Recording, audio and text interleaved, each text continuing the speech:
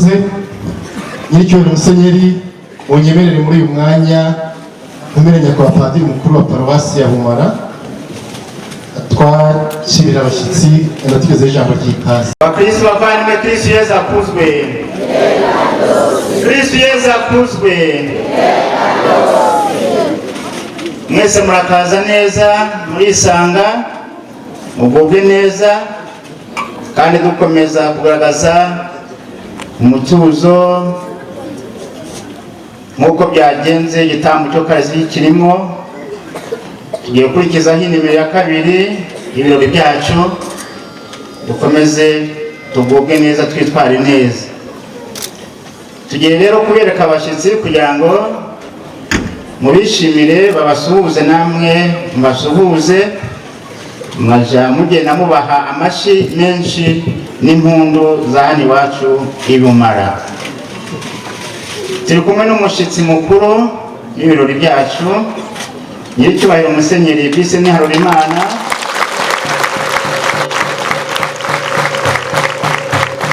Murakoze cyane kumwakira. Turi kumwe kandi na Musenyeri Gabriel Bizimungu, gisonga cy'umwepiskopi wacu, akaba nashinzwe komisiyo ya diyoseze ya Yubile. Mwakire. Turi kumwe kandi na nyakubahwa Padiri Cassian Mulindahabi, chancelier ya diyoseze, akaba nashinzwe komisiyo ya Bibiliya n'imibanire myiza y'abemera Kristo. Nawe tumwakire.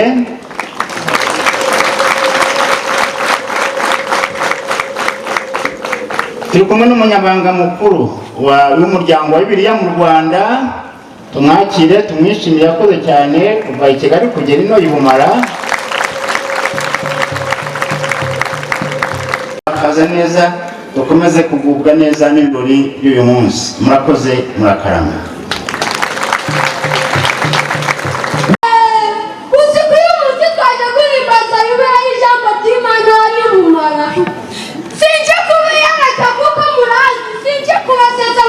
Sinjya kubiyereka kuko murazi, sinjya kubareba kuko muri beza, sinjya kuvuga amanjwa kuko sibyo natojwe, njya kuvuga ibyiza n'ibyishimo dufite none.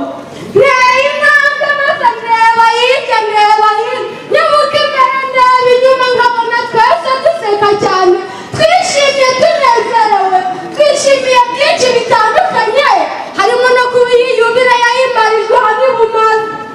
Kuri uyu munsi turashimira Imana yabanye natwe nka Paruwasi Bumara, diyoseze ya Ruhengeri ndetse n'igihugu cyacu mu myaka 2025 y'ugucungura kwa muntu, mu myaka 125 inkuru nziza imaze igeze mu Rwanda, ikaba yaraturinze tukaba tugeze uyu munsi nta kiguzi.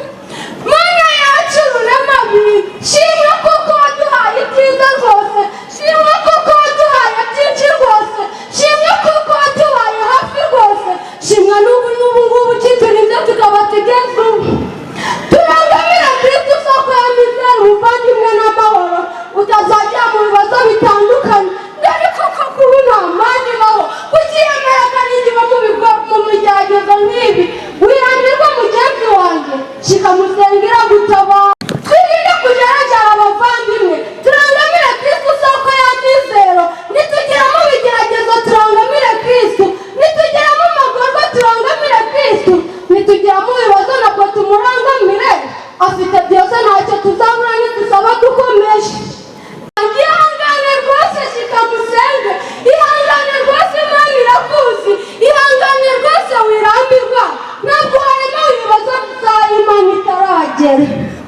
Ijambo ryawe ni ryiza cyane, ijambo ry'Imana rinegereza umutima, ijambo ry'Imana rirarema, ijambo ry'Imana rirakiza, ijambo ry'Imana rirabohora ku muntu wese usabye ukomeje yizeye.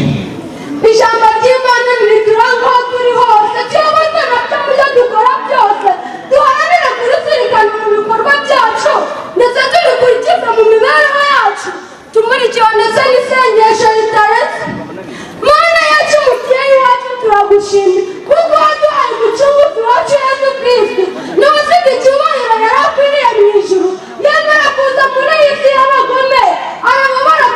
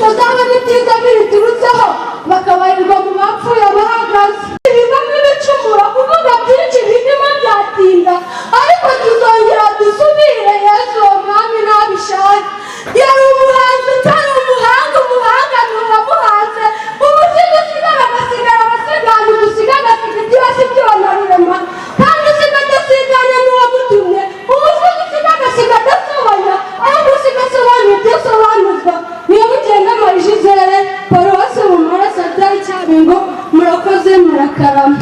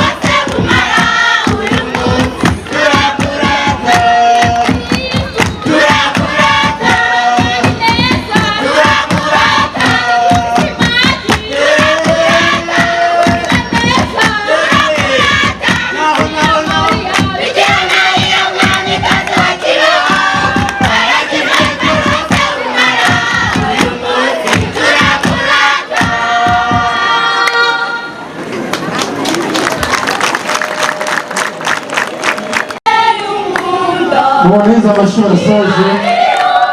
arasoje rwose kandi barabisukije.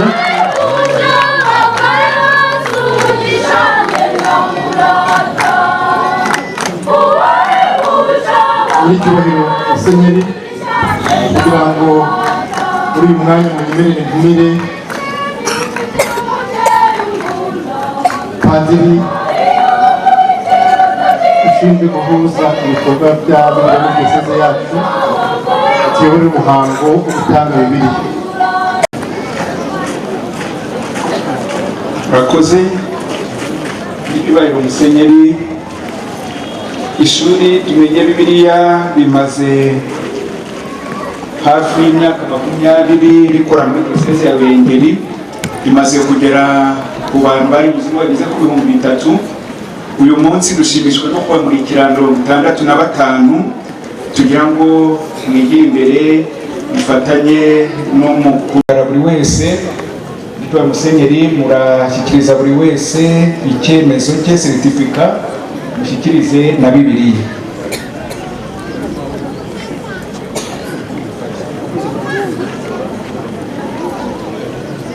Bibiliya ziye guturuka hariya, certifica zigaturuka hano.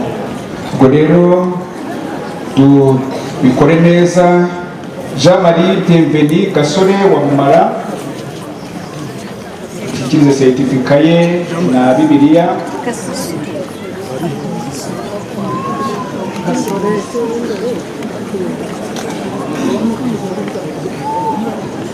Esperance wa Maria Umara. Tojeni Manizabayo wa Umara. Theodosi Murekatete Mara, Emerance Mujawamaria Mara, Jean Dodier Granuye Bumara, Paruwasi ya Bumara,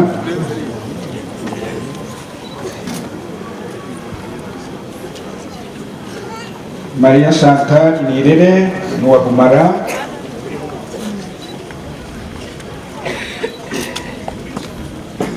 Vedaste Twambazimana Bumara,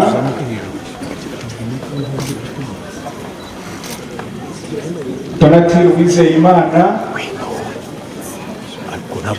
Bumara, Jean Marie Vianney Ndikubwimana Nuwa Bumara, Leonce Nshimiyimana Janja,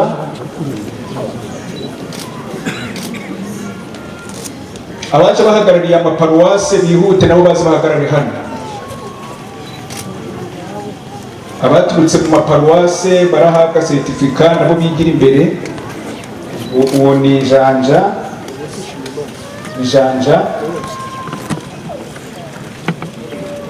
Jean Baptiste Rwagasore wa Kanaba,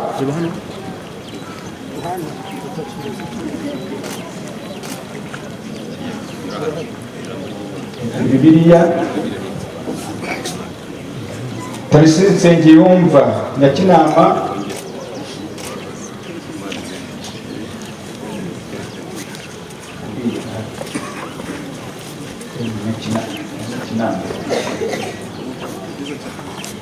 Marie Colette Uwamahoro Kinoni, Mutabashi Isabelle Christophe yamenye kuyobora umuhango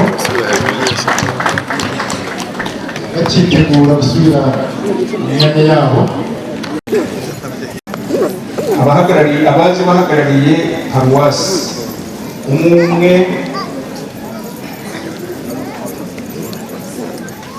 kugira ngo ifoto ize kwihuta.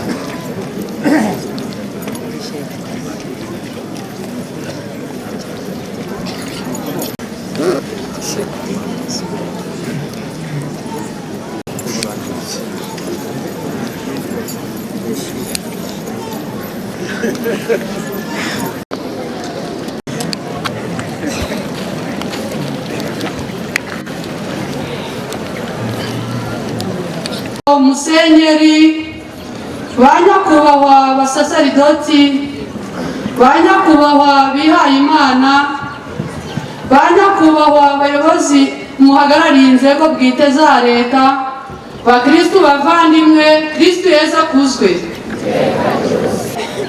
Amasakramentu twabonye ko tugomba kuyamenya tukayategura neza, bityo akadufasha kwitagatifuza. Liturujia itwigisha kumenya uko umwaka wa liturujia n'ibihe bya liturujia bikurikirana nuko tugomba kwitwara muri ibyo bihe. Twamenye uko Kiliziya yabayeho, uko Kiliziya yashinzwe, uko yagiye iyoborwa kugeza muri iki kinyejana. Aya masomo twayateguriwe n'abasaseridoti bacu, kandi yose twayize neza tubikesha abarimu bagiye bayatwigisha ku buryo buhagije. Nyiricyubahiro Musenyeri, kubera ko aya masomo twayakurikiranye nta gahato, twiyemeje kuyageza ku barahiki mu miryango remezo dutuyemo, tubafasha mu butumwa bazadushinga gukora, kandi tukaba twitegura kubusohoza neza. Aho paruwasi hose izadutuma tuzajyayo vuba kandi neza. Nyiricyubahiro Musenyeri, mu izina rya bagenzi banjye dufashe umwanya wo kubashimira kubera ibyishimo twagejejweho kuri uyu munsi, duhabwa impamyabumenyi z'ibyo twize na Bibiliya zizadufasha muri ubwo butumwa. Turashimira abasaseridoti, abarimu baduteguriye aya masomo, turashimira abihaye Imana muri hano, abayobozi bo mu nzego bwite za leta muri hano, namwe abakirisitu muteraniye hano, mwese kugira umunsi mwiza, murakoze murakarama. Nitwa Uwimana Marie Chantal Noella, abampagarariye bagenzi banjye twarangizanyije uyu munsi, murakoze. Murakoze. Nyiricyubahiro Musenyeri Bihayimana mu nzego zitandukanye, bakristu bavandimwe, Yezu Kristo akuzwe. Nge nitwa Gaston Nteziryayo, nkaba nanjye ndangije mu ishuri Tumenye Bibiliya, ndi umukristu muri paruwasi katedrali ya Ruhengeri. Ubuhamya mfite ku ishuri rya Tumenye Bibiliya, icya mbere ni uko byaduhaye ubumenyi buhagije ku bakristu bagabura ijambo ry'Imana, byaduhaye ubumenyi mu gutegura ijambo ry'Imana, kurigeza ku bandi ndetse no kuribasobanurira. Byaduhaye kandi nk'abakuru b'imiryango remezo ndetse n'abayobora amatsinda atandukanye, dushobora gutegura neza ijambo ry'Imana no kurigeza ku bandi, rikaducamo akajagari gashobora gutuma tugana hirya no hino dukurikira abatubesha ngo Yezu ari hariya, kubera ko dufite ubumenyi buke muri Bibiliya tukaba twajyayo. Ibyo byose ishuri rya Tumenye Bibiliya byaduhaye ubumenyi buhagije kugira ngo tubirwanye. Tukaba rero tubashimira Nyiricyubahiro Musenyeri ku mbaraga mukomeza gushyira muri iri shuri kugira ngo tugere ku bumenyi buhagije. Turashimira kandi abihaye Imana, cyane cyane abamoniye bagerageje kutuba hafi igihe cyose, ndetse n'abarimu baduhaye amasomo. Bose turabashimira. Bakristo bavandimwe, nkaba ngira ngo mumfashe tubahe amashyi n'impundu.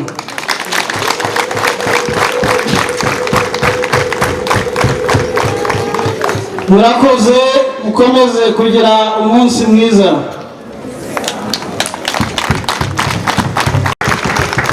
Nyiricyubahiro Musenyeri, munyemerere kuri iyi gahunda sabe uhagarariye amatorero n'amadini, pasiteri yigire hino nawe atugezeho ijambo ritegure kuri uyu munsi. Haleluya! Ndanezera kuko Bibiliya ni intwaro ikomeye. Nkuko muri Matayo 28:19 havuga ngo nuko mugende muhindure abantu bo mu mahanga yose abigisha. Niba badutumwe rero mubonye ko bampaye indi ntwaro, hari iyo nari mfite, hari n'indi nari mfite, hari n'indi nari mfite.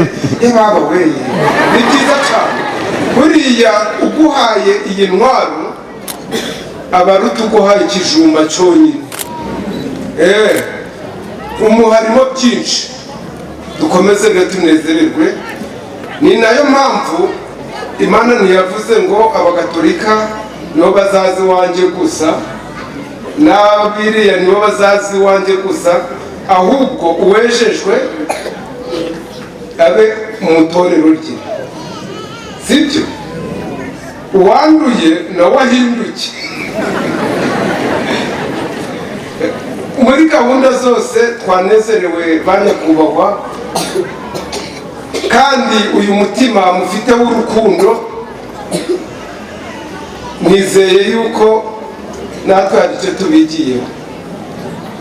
hariya ahantu mwabwiranye ngo muhane amahoro ya Kristo, maze ngiye kubona mbona buri muntu urukundo, na n'ubundi nibwo twabwiwe ko tugomba kubaha Imana n'umutima wacu kandi tugakundana. Ubwo rero muri make ndanezerewe kuri uyu munsi mukuru, n'indi minsi numva nezerewe kabisa najya mpagera, kandi Imana ibishimire.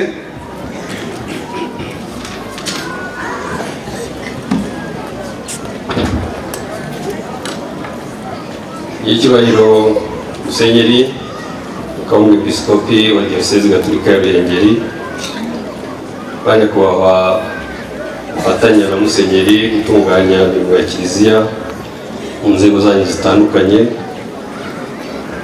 banyakubahwa abayobozi b'imirenge ari hano turi Murenge wa Rwaza, abakozi b'Imana n'abihayimana mwese mutandukanye turi kumwe, abakristo bavandimwe na bene data bandi, reka mwese mbaramutse mbifuriza amahoro y'Imana kandi ngira ni Yezu akuzwe. Icyo naheraho cya mbere n'icyubahiro Musenyeri ni ukubashimira ubutumire mwadutumiyemo muri uyu munsi mukuru w'impurirane yo kwizihiza imyaka 125 inkuru nziza igeze mu Rwanda, ariko kandi nanone imyaka 2025 umwana w'Imana yigize umuntu, ariko nanone bigaha uburenganzira umwana w'umuntu guhinduka umwana w'Imana. Turabashimira cyane nyiricyubahiro uburyo mwitangiza inshingano yo kugira ngo tugeze ubutumwa bwa Kristo ku muryango w'abantu b'Imana. Nyiricyubahiro Musenyeri, ndagira ngo rwose twongere tubizeze ko tuzakomeza gufatanya namwe muri uru rugendo rwo kwimura ikinyoma kugira ngo twimakaze ukuri, aho abantu babeshyera ijambo ry'Imana bitandukanye. Bamwe bazababeshya ngo ryarabuze, abandi ngo birahenda, abandi ngo ryarahinduwe, abandi ngo ntirikigezweho. Ni kura nini cyane zigenda zivuga ku ijambo ry'Imana, ariko ngira ngo nizeze uyu muryango mugari w'abayoboke n'abakristo ba Kiliziya Gatolika nuko ijambo ry'Imana ririnzwe, kandi ririnzwe n'Imana nyiraryo, ndetse rinarinzwe n'abo yaragije ubutumwa bwiza cyangwa inkuru nziza. Abagira ngo mbwire ko nta hantu na hamwe ijambo ry'Imana ryanyeganyezwa nubwo ryahuye n'amateka atandukanye mu isi. Ndagira ngo nsoze bashimira, nongera kandi nanjye gusubira muri iriya jambo rya nyakiribwo ninjiraga rivuga ngo Vidimus Stellam Eius. Ushobora kuba ntabivuze neza, ariko nabajije abahanga barambwira ngo riravuga ngo twabonye inyenyeri ye turi burasirazuba. Iriya nyenyeri ntabwo izigera izima rero, kandi Bibiliya twatanze niyo nyenyeri yamurikiye abatubanjirije. Mukomeze kugendana n'urwo rumuri kandi mukomeze kubaha ijambo ry'Imana no kuryamamaza. Imana ikomeze kubagirira neza. Murakoze. Murakoze cyane umunyamabanga mukuru kubw'ijambo atugejejeho. Nagira ngo munyemere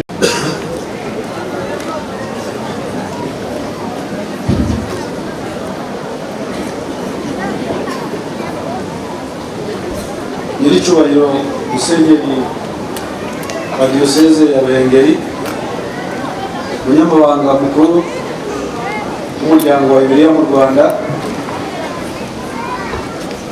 padiri mukuru wa paruwase ya Busasa ya Bumara, barambabarira ubwo mbuza ahandi naho mberutse mbere yuko nza hano, ariko naho ni muri paruwase kandi bagira ibirori nk'ibi twaje kwizihiza uyu munsi cyangwa ibisanati.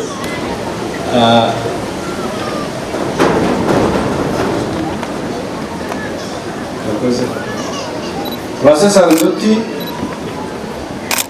namwe bihaye Imana mu ngeri zitandukanye turi kumwe hano, abayobozi mu nzego bwite za leta, batumirwa batandukanye twaje kwifatanya kwizihiza iyi yubile y'imyaka 125, abakristo bavandimwe bo muri paruwase ya Bumara mu murenge wa Rwaza aho twagize amahirwe yo kugira iki cyicaro, ndagira ngo munyemerere basuhuze Kristo Yesu akuzwe.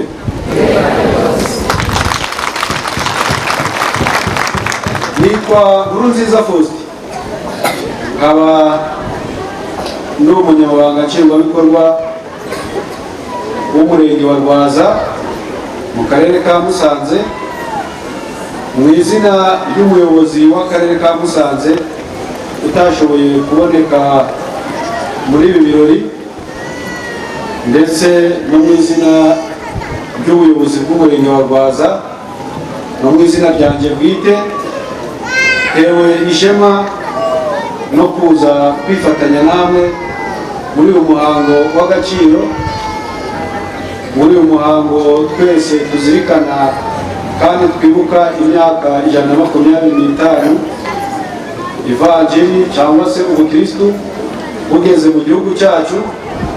Twese uko turi ahangaha, niyo tutaba turi abizera bo muri Kiliziya Gatolika, ariko twese duhuriye ku bukirisitu, bityo tukaba ari iby'agaciro kugira ngo nyiricyubahiro Musenyeri wa diyoseze yacu ya Ruhengeri yarazirikanye ko natwe tugomba kwifatanya namwe muri ibi birori, tukaba tubimushimira cyane nyakubahwa Musenyeri.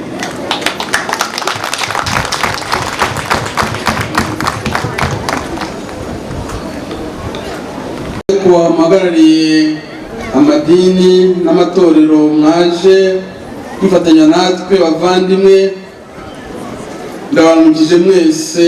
Kristo Yesu akuzwe.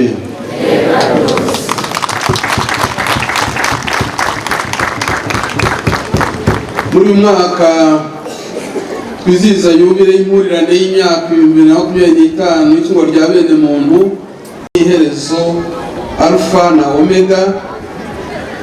Tukaba rero tumusanga mu ijambo rye, uko yabayeho hano ku isi, ibyo yakoze, inyigisho yatanze, amagambo yavuze, byose tubisanga muri Bibiliya, ijambo ry'Imana. Uyu munsi rero nk'uko mwabibonye, Imana niyo soko y'ubuhanga nyakuri. Niho umuntu avoma kugira ngo avuguruze ubuyobe, niho umuntu avoma kugira ngo akosore kandi atoze muntu ibitunganye, akaba ari igihame kandi akabona intwaro zimufasha gukora icyiza cyose. Ijambo ry'Imana rero soko y'ubuhanga nyakuri, ni mucyo tujye turisoma turizirikane, riyobore intambwe zacu. Niho tuvoma ibyo twigisha abantu ngo bamenye inzira y'umukiro, niryo dukomoraho imyifatire ya gikristo igomba kuturanga mu rugendo rwacu tugana ijuru. Nibyo koko Bibiliya ni igitabo gitagatifu gihebuje ibindi byose, ari nacyo gikubiyemo iby'ingenzi Imana yahishuriye abantu, kikaduherekeza bakaza kutumenyesha inkuru nziza. Ndashimira abasaserdoti, abihaye Imana, abarayiki n'abafatanyabutumwa bose bitangira inkuru nziza muri diyoseze yacu. Mukomerezaho kandi mukomeze kurangwa n'ishyaka mu kwamamaza, kandi biba byagenze neza. Bakristo ba Paruwasi ya Bumara, murahirwa kubera ko mufite umubyeyi Bikira Mariya nyina wa Jambo, akaba anababereye umuvugizi. Nakomeze abavuganira. Ndashimira abantu b'inzego zose bitanze mu gutegura neza uyu munsi, n'uburyo mwaje mwabukereye kugira ngo dufatanye guhimbaza iyi yubile mu byishimo. Ndashimira umuryango wa Bibiliya mu Rwanda inkunga baduteye, ariko cyane cyane nimumufashe dushimire umunyamabanga mukuru w'umuryango wa Bibiliya mu Rwanda kuba yaje hano n'ubutumwa bwiza yatugejejeho.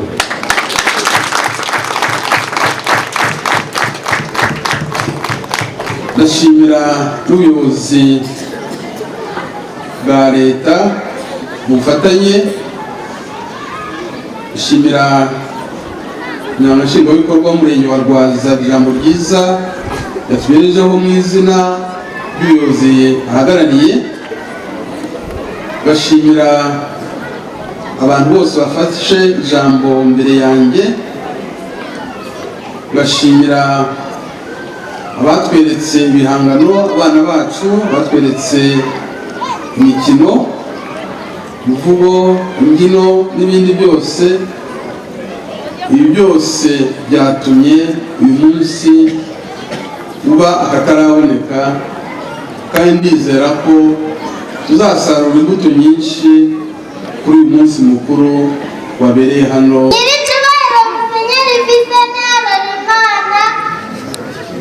Tumurikiwe n'inyenyeri yawe, akiriye Bibiliya, iyobora intambwe zawe.